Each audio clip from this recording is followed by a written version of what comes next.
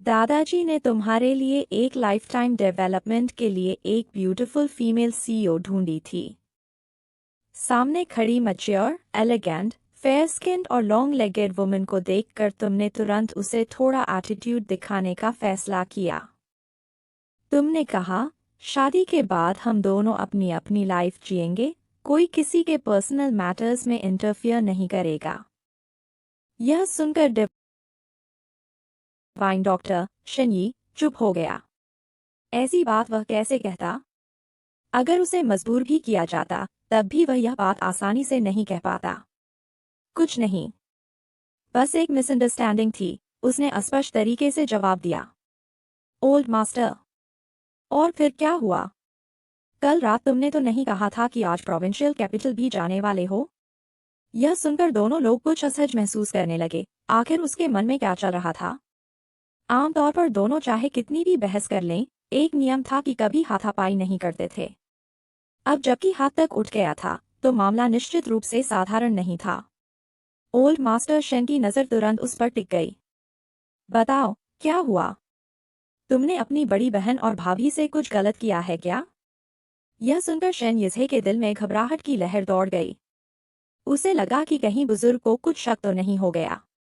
नहीं, सच में सिर्फ एक मिसअंडरस्टैंडिंग थी। उसे डर था कि ओल्ड मास्टर और सवाल पूछेंगे, इसलिए उसने जल्दी से टॉपिक बदल दिया। वैसे ग्वोकी और ये शेंग अभी तक उठे क्यों नहीं? ओल्ड मास्टर ने अर्थपूर्ण मुस्कान के साथ उसकी ओर देखा और कहा, शायद कल रात कहीं घूमने निकल गए होंगे। यह सुनते ही शेन यिज़े का चेहरा तुरंत हरा पड़ गया, यानी वह बेहद असहज और परेशान हो गया। दादाजी, आप कैसी बातें कर रहे हैं? थक गया होगा। इन 3 शब्दों में इतनी इन्फॉर्मेशन छिपी थी कि शेन यिचिन का दिमाग ही घूम गया। ओल्ड मास्टर मुस्कुराते हुए आगे बोले, यिचिन, तुम्हें ग्रैंडसन चाहिए या ग्रैंडडॉटर? यह सुनते ही शेन यिचिन पूरी तरह से हक्का बक्का रह गया। क्या ग्रैंडपा को लगता है कि वह प्रेग्नेंट हो गई है? यह कैसे पॉसिबल है? अभी शादी को कितना समय हुआ है? उसने मन ही मन बुरी तरह कंप्लेन करना शुरू कर दिया। ग्रैंडपा को तो लगता है मैं 100% एक्यूरेट हूँ। और ये एक्सयूएन, वह तो रोज रात भर जागता है, ड्रिंक करता है, गेम्स खेलता है। उसकी हेल्थ तो कब की खराब हो चुकी होगी। ऊपर से देखने में तो बड़ा स्मार्ट और केपेबल लगता है, लेकिन कौन जाने सिर्फ बाहर से ही स्ट्रांग हो, अंदर से बिल्कुल कमजोर हो। प्रेगनेंसी? ऐसा होना मुश्किल है। वह मन ही मन लगातार यही सब सोच रहा था। मैंने तो बस यूं ही पूछ लिया था। यह सुनकर सबने राहत की सांस ली। सच कहें तो शेन यिचिन को वास्तव में एक नीस, भांजी बेटी जैसी छोटी बच्ची ज्यादा पसंद थी। अगर उसकी बड़ी बहन जैसी एक प्यारी सी लिटिल प्रिंसेस पैदा होती तो वह उसके लिए आसमान से तारे तक तोड़ लाने को तैयार रहता। आखिर जब से उसे समझ आने लगी थी, उसकी बहन हमेशा शांत, समझदार और मैच्योर रही थी, जैसे कोई छोटी उम्र की बड़ी इंसान हो। उसे अपनी बहन का बचपन देखने का मौका ही नहीं मिला था, इसलिए वह हमेशा सोचता था कि बचपन में वह कितनी क्यूट रही होगी। मुझे तो ग्रैंड डॉटर ज्यादा पसंद है, ओल्ड मास्टर ने तुरंत जवाब दिया। लेकिन फिर भी वह पुरानी पीढ़ी की सोच रखने वाले व्यक्ति थे। उनके मन में यह विचार गहराई से बैठा था कि परिवार की वंश परंपरा आगे बढ़नी चाहिए। शेन यिचिन दादाजी के इस नजरिए को समझता था। आखिर यह उनकी पीढ़ी की लंबे समय से चली आ रही सोच थी। उसी समय उसके दिमाग में ये एक्सयूएन का वह घमंडी और दबंग चेहरा उभर आया। वह खुद को रोक नहीं पाया और तुरंत बोल पड़ा, लेकिन अगर बच्चा ये एक्सयूएन पर गया तो? जैसे ही ये शब्द निकले, पूरे कमरे में अचानक सन्नाटा छा गया। ओल्ड मास्टर के चेहरे पर जमी मुस्कान भी धीरे धीरे गायब हो गई। उन्होंने धीरे से शेन चेन्यांग की तरफ देखा। पहले तो मुझे लगता था कि यह बच्चा बड़ा समझदार और सीधा साधा है, लेकिन अब लगता है इसकी बातें इतनी इरिटेटिंग क्यों हैं? वाकई यह वही बात थी जिसे कोई सुनना नहीं चाहता था, और शेन चेन्यांग ने ठीक वही कह दी। जिस विषय को सब जानबूझकर अवॉइड कर रहे थे, उसी को उसने उठाकर सामने रख दिया। असंभव, ओल्ड मास्टर ने बिना एक पल की देरी किए दृढ़ स्वर में कहा। सामान्य परिस्थितियों में ऐसा बिल्कुल नहीं होगा, बच्चे आमतौर पर मां पर ज्यादा जाते हैं। ओल्ड मास्टर ने बड़े विश्वास से कहा।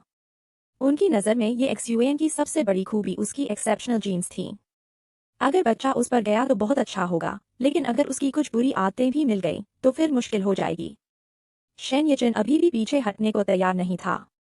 आपने खुद कहा कि आमतौर पर ऐसा होता है। लेकिन अगर कोई एक्सीडेंट हो गया तो? यह सुनकर ओल्ड मास्टर का चेहरा थोड़ा गंभीर हो गया, क्योंकि दिल से वह भी जानता था कि लड़के की बात पूरी तरह गलत नहीं थी। कुछ पल सोचने के बाद उन्होंने कहा, तो फिर बेहतर होगा कि तुम दुआ करो कि तुम्हारा बेटा तुम्हारी तरह न निकले। क्यों? शेन यिचिन ने हैरानी से पूछा। ओल्ड मास्टर ने गहरी सांस लेकर जवाब दिया, क्योंकि तब तुम्हें भी मेरी तरह हर दिन उसकी चिंता करनी पड़ेगी। बच्चे के पीछे भागते रहो, उसकी परेशानियां सुलझाओ और कभी चैन न मिले। एक दिन भी सुकून नहीं मिलेगा। यह सुनकर शेन यिचिन अचानक चुप हो गया। उसे याद आने लगा कि इन सालों में दादाजी ने उसके लिए कितनी मेहनत की थी और कितनी बार उसकी वजह से परेशान हुए थे। शेन यिचिन ने सहमति में सिर हिलाया।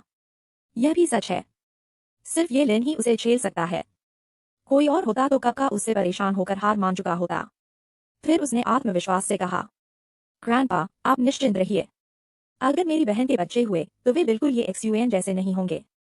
जैसे ही ये शब्द निकले, कमरे में अचानक एक ठंडी आवाज गूंज उठी। ओह, तुम्हें ऐसा लगता है?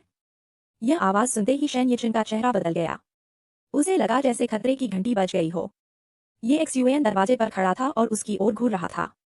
उसने धीमे लेकिन दबाव भरे स्वर में कहा, क्या मतलब कि तुम्हें लगता है मेरे बच्चे मेरे जैसे नहीं होंगे? अगर मेरी पत्नी से पैदा हुआ बच्चा मेरे जैसा नहीं होगा तो फिर किस जैसा होगा? क्या किसी बाहर वाले आदमी जैसा? या फिर किसी हैंडसम यंग गाय, छोटे चेहरे वाले लड़के जैसा? सुबह सुबह यह सब सुनकर शेन यिचिन घबरा गया। उसने भौहें सिकोड़ते हुए कहा, अरे मैं ऐसा नहीं कह रहा था। मैं तो बस। लेकिन अब उसकी बात समझाना मुश्किल हो गया था। अब तो हद ही हो गई। कल जो हुआ सो हुआ, लेकिन आज सुबह सुबह आकर तुम मुझे बद्दुआ दे रहे हो कि मेरे सिर पर हरी घास उग जाए। अर्थात मजाक में कह रहा है कि पत्नी बेवफा हो जाए। इतना कहते ही सबकी नजरें एक साथ ये एक्सयूएन और उसकी पत्नी की तरफ मुड़ गईं। शेन यिचिन ने एक नजर में ही देख लिया कि वह बिना मेकअप के थी, फिर भी बेहद खूबसूरत और आकर्षक लग रही थी। लेकिन उसकी आंखों के नीचे हल्के डार्क सर्कल साफ दिखाई दे रहे थे। उसे देखकर लग रहा था कि पिछली रात उसे ठीक से आराम नहीं मिला। कुछ नहीं हुआ। लेकिन शेन यिचिन के दिमाग में तुरंत अलग ही ख्याल आने लगे। उसने मन ही मन सोचा, यह सब जरूर उस जानवर जैसे आदमी की वजह से हुआ होगा। आखिर कल ही तो वह बड़ी बड़ी बातें कर रहा था कि वह हर दिन दौड़ने, एक्सरसाइज जाएगा और अपनी एनर्जी दिखाएगा। अब सामने का नजारा देखकर शेन यिचिन को और भी शक होने लगा। मैंने क्या गलत कहा? शेन यिचिन पूरी कॉन्फिडेंस के साथ बोला, अगर तुम इसी तरह लापरवाही करते रहे तो देर से शरीर जवाब दे देगा। सबसे हैरानी की बात यह थी कि ओल्ड मास्टर भी बगल में बैठकर सहमति में सिर हिला रहे थे। बिल्कुल सही, ओल्ड मास्टर ने गंभीरता से कहा। मुझे हमेशा लगता था कि ये एक्सयूएन की कुछ आदतें ठीक नहीं है, इसलिए मैंने इतनी मेहनत से किंग जैसी अच्छी लड़की ढूंढी ताकि परिवार में थोड़ा बैलेंस आ सके। यह सुनकर ये एक्सयूएन का चेहरा काला पड़ गया। क्या मतलब बैलेंस आ सके? और फिर मेरी बॉडी में आखिर कमी क्या है?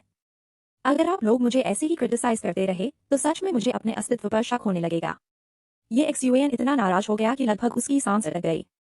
उसने मन ही मन सोचा, आखिर इस घर का असली पोता कौन है? जब से किंग इस परिवार में आई है, ऐसा लगता है कि मेरी पोजीशन ही गिर गई है।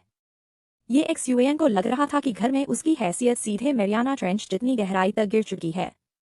जब वह खुद को पूरी तरह अकेला और असहाय महसूस कर रहा था, तभी किंग ने अचानक बोलना शुरू किया। यिचिन, तुम्हें ऐसा नहीं कहना चाहिए। तुम लोग हमेशा इन्हें ही क्यों छेड़ते रहते हो? यह सुनते ही ये एक्सयूएन ने किंग की तरफ देखा। वह इतना भावुक हो गया कि उसकी आंखों में लगभग आंसू आ गए। उसने मन ही मन सोचा, मैं अपनी सारी शिकायतें वापस लेता हूँ। जब तक मेरी पत्नी मेरे साथ है, इस घर में मेरी इज्जत अभी भी बची हुई है। नाश्ते के बाद सब अपने अपने काम पर निकल गए। लेकिन शेन यिचिन फिर भी चैन से नहीं बैठा। उसके पास अपनी गाड़ी थी, फिर भी वह जानबूझकर ये एक्सयूएन की कार में आकर बैठ गया। ये एक्सयूएन ने उसे देखते ही नाक भौं सिकोड़ ली। तुम्हें क्या हुआ है? अपनी कार छोड़कर मेरी कार में क्यों आ गए? उसके चेहरे पर साफ लिखा था कि वह इस अनचाहे पैसेंजर से बिल्कुल खुश नहीं था। अब क्या बहाना लेकर आए हो? बात करते हुए गाड़ी चलाओ। शेन यिचिन ने सीधे ये एक्सयूएन को ड्राइवर सीट की तरफ धकेल दिया। ये एक्सयूएन के पास कोई और विकल्प नहीं था, इसलिए वह चुपचाप ड्राइवर बन गया। गाड़ी चलने के कुछ देर बाद पैसेंजर सीट पर बैठे शेन यिचिन ने अचानक कहा, क्या तुम आगे से थोड़ा ध्यान नहीं रख सकते? ये एक्सयूएन एक पल के लिए चौंक गया। वह उसकी बात समझ नहीं पाया। मैं किस बात का ध्यान रखूं? शेन यिचिन का चेहरा लाल हो गया। वह हिचकिचाते हुए बोला, मेरी बहन दिन भर काम करती है, वह पहले से ही बहुत थकी रहती है। इतना सुनते ही ये एक्सयूएन को समझ आ गया कि वह किस बारे में इशारा कर रहा था। उसने भौहें उठाकर उसकी तरफ देखा। तो तुम्हारा मतलब है कि मुझे उसकी सेहत और आराम का ज्यादा ध्यान रखना चाहिए? शेनयिचिन ने तुरंत सिर हिलाया। हाँ, बस इतना ही। इसके बाद कार के अंदर कुछ क्षणों के लिए अजीब सी खामोशी छा गई। यह तो वही बात हुई कि मैं बेकार में चिंता कर रहा हूँ। ये एक्सयूएन ने बिना झिझक जवाब दिया। क्यों? क्योंकि मैं ऐसा नहीं सोचता। शेनयिचिन उसकी बेपरवाही देखकर हैरान रह गया। वह गंभीरता से समझाने लगा। मैं तुम्हारे भले के लिए कह रहा हूँ। अभी तुम जवान हो, इसलिए तुम्हें इसकी चिंता नहीं है। लेकिन अगर अभी अपनी सेहत का ध्यान नहीं रखोगे और खुद को बहुत ज्यादा थका दोगे, तो आगे की जिंदगी लंबी है, बाद में पछताना पड़ सकता है। ये एक्सयूएन ने उसकी बात सुनकर भी कोई खास परवाह नहीं दिखाई। उसने हल्की मुस्कान के साथ कहा, अगर सच में ऐसा कोई दिन आया भी, तो वह मेरी अपनी पसंद का नतीजा होगा। जवानी में जो करना था, वह कर लिया। अगर बाद में कोई कीमत चुकानी भी पड़ी, तो मैं उसे स्वीकार कर लूंगा। यह सुनकर शेनयिचिन कुछ पल के लिए बिल्कुल निरुत्तर हो गया।